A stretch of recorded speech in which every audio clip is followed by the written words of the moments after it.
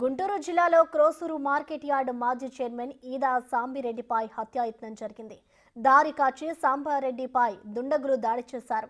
అమరావతి మండలం ఉంగుటూరు వంతెన సమీపంలో ఈ ఘటన జరిగింది. గాయపడిన వ్యక్తిని గుంటూరులోని ఓ ప్రైవేట్ ఆసుపత్రికి తరలించారు.